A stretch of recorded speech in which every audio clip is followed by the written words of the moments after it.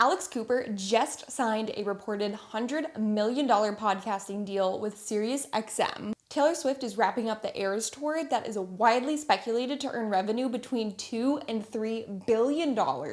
And Kamala Harris has been smashing the fundraising game for her presidential campaign. All of which begs the question, are we entering a financial femininomenon era? Let's discuss. This is Rich Girl's Guide, where we demystify the world of personal finance to help you create a financially successful and fulfilling life. I'm your host, Kirby, and I worked in wealth management for over 6 years before leaving the office to focus on my business and my family. Whether or not you like her style of interview, Call Her Daddy host Alex Cooper has revolutionized the podcasting game for everyone. And her most recent SiriusXM deal is just the latest in a string of wins for the raunchy podcaster. Some background for those of you who don't know, Call Her Daddy started out on Barstool Sports in 2018, where Alex and her former co-host were essentially earning pennies in a set salary compared to how much revenue the show was bringing in. In 2021, Alex took the show solo and she made a 3-year, $60 million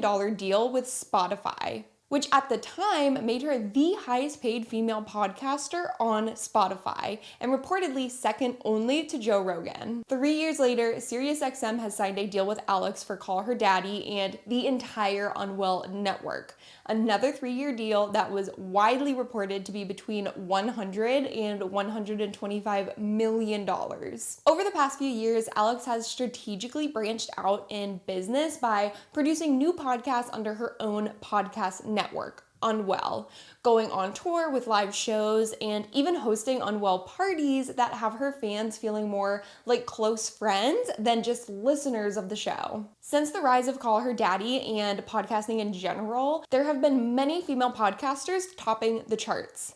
Crime Junkie, Giggly Squad, Canceled, and Morbid, just to name a few. I myself have been greatly impacted by Alex Cooper and Call Her Daddy. I doubt this podcast would be in existence without the likes of Alex paving the way for women like me to believe in themselves and their voice and their vision. And who knows, maybe I'll be making my own podcasting deal in the future.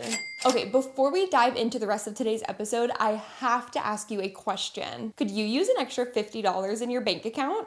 I use Ally Bank to hold my emergency fund and other short-term savings because I get an annual interest rate of 4.2% on my savings. And if you open an Ally Bank account using my promo code link below, not only will you receive 4.2 interest on your savings, but you will also get a $50 sign-up bonus. Now, I am all about transparency on this show, so if you do open an account using my promo code, I will receive a small kickback. Now, I would not be promoting this if I did not use and love this bank. I can separate out my money into buckets for specific occasions and purposes. I can create goals for those buckets, and best of all, I get to log in at the beginning of the month and see my monthly interest deposit get added to my balance. I will put a link to my promo code in the description, so be sure to sign up for your own high yield savings account to get your $50 deposit. Taylor Swift, need I say more? Just kidding. So obviously the Eras Tour has been a huge moneymaker, and I wanted to dive into exactly how much work this woman is putting in. This worldwide tour is reportedly 152 shows, spanning 54 cities over an 18-month period. And as if that isn't enough work, she also released 2 re-recorded albums, Taylor's version, during this time, Speak Now in 1989. And she released a brand new 31-track album, The Tortured Poets Department. I truly do not think that this woman sleeps. So let's go over the money aspect of this tour. In December of 2023, it was widely reported that the Eras Tour had surpassed $1 billion in gross revenue, making it the highest grossing tour of all time. Side note, did you know that women were not allowed to open their own bank account without their husband's signature just 50 years ago? If Taylor was alive 50 years ago and was unmarried as she is now, would she have to have her dad sign off on allowing her to open a bank account to deposit her touring revenue? Just some food for thought. Anyways, she was only about 60 shows in at this point, so less than halfway through the tour. Fast forward to 2024, according to an article by Time magazine, the Eras Tour is estimated to gross $2.165 billion in ticket sales alone, $240.8 million in merchandise sales, and another $261 million in box office earnings from her concert film,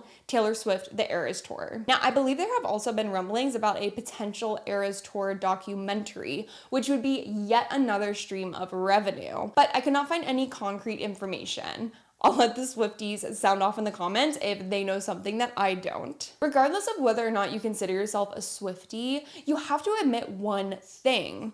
This woman knows how to make money. Over the course of her career, she has systematically shot down the notion that pop stars need to be controlled by labels. This was notably dragged into the public eye when she unsuccessfully tried to purchase the masters to her own music. Instead of letting that defeat her, she decided to re-record her past records under her new label. Since she writes her own music, she could legally do this. And all new music has been released under her own label, which allows her to own the masters. Basically, she is a badass business mogul that does not take no for an answer and continues to make business decisions that will have lasting impacts on the music industry for decades to come. While Taylor has obviously been the it girl, there have been a ton of female artists popping off this year. They have not only had a huge cultural impact, have you heard of Brat Summer? But they have also generated an enormous amount of money. Sabrina Carpenter, Charlie XCX, and Chappell Roan took over everyone's playlist and social media this summer. Like, hands down, my husband is so effing sick of hearing me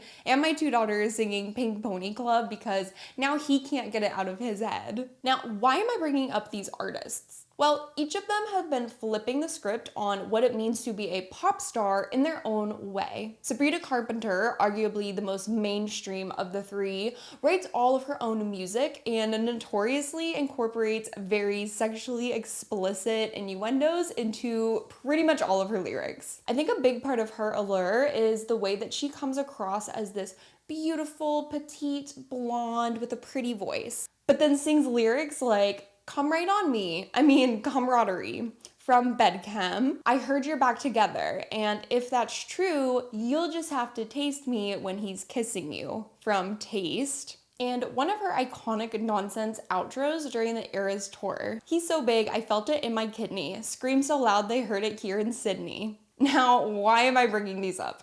This is obviously not the first time that a pop star has sung raunchy lyrics. The difference here is that this is a female artist who is writing these lyrics. She is not given a script to follow by her label and just picking songs from a stack that was handed to her by her manager. She's writing the songs, and more importantly, she's creating an image for herself as an artist that she wants to present to the world, not an image that her label engineered and then found a singer that they could mold into exactly what they wanted. While these women might look quite different in appearance, Chappell Roan has taken the same page from Sabrina's book by creating a unique image for herself, creating her own stage name, and of course, writing her own music. Now, Chappell has had a meteoric rise in popularity and success this year, but it has been quite a long road for her to get there. After securing a deal with Atlantic Records at just 17 years old, she was actually dropped from her label in 2020 and spent the last 4 years honing in her craft and becoming the Chappell that we now know and love. Something that I did not know before researching her was the fact that she grew up in what she sometimes refers to as a trailer park in Missouri, where her household and her community as a whole were very conservative and anti-gay. This was surprising to me because her debut album explores queerness and self-exploration.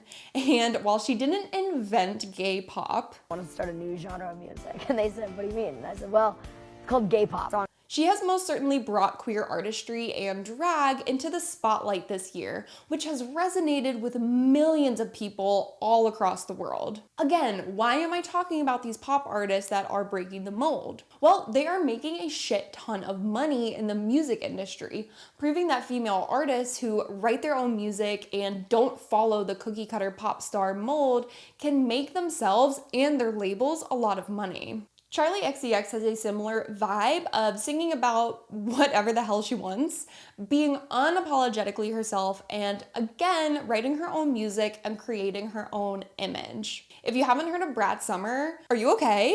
Are you being held somewhere against your will? Because that shit has been everywhere, including a certain presidential campaign. As if our female pop stars weren't enough of a treat, we are once again closer to having a female US president than ever before, and one that has been breaking records since her first week of fundraising. Politics aside, as a female, I think it is incredibly powerful to see yourself represented in prestigious roles and leadership positions. And having two daughters myself, I want them to see a woman US president sooner rather than later. I can only imagine how inspiring and empowering it could be for girls and women across the country to see a strong, intelligent woman of color be elected to the most powerful position in the United States. According to the New York Times, Kamala Harris raised a whopping $361 million in August,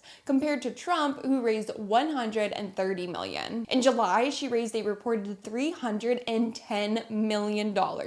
$200 million of which came in just her first week of fundraising. Something that I thought was significant is the fact that 2/3 of her July fundraising actually came from first-time donors. According to an article in NPR, quote, "The avalanche of contributions and grassroots enthusiasm for Harris heading into this month's Democratic National Convention have virtually erased a fundraising and cash lead that former President Donald Trump held over Biden this summer. But the former president's financial picture is still strong." End quote. Now, we do have a bit of time before the November 4th election rolls around, but it is quickly approaching, meaning in less than 2 months, we will know who the next president of the United States is going to be. Real quick, if you haven't already registered to vote, please make sure to do so today. And if you are already registered, take a moment to make sure that you are in good standing now so that there aren't any surprises at the polls on election day. While I think having this representation in media and politics is fantastic, I am honestly more interested in how we can keep this momentum going and incorporate a financial femininomenon era into our everyday lives. And that's where you come in. Comment down below and let us know what you plan to do to keep this up in your own life so that we can all get ideas for how to incorporate it in our lives. And selfishly, I want some ideas from you guys. Let me know what you guys think in the comments, and thank you so much for tuning in to today's episode. I will have a brand new episode out next Monday, but till then, have a wonderful week. Later, rich girls.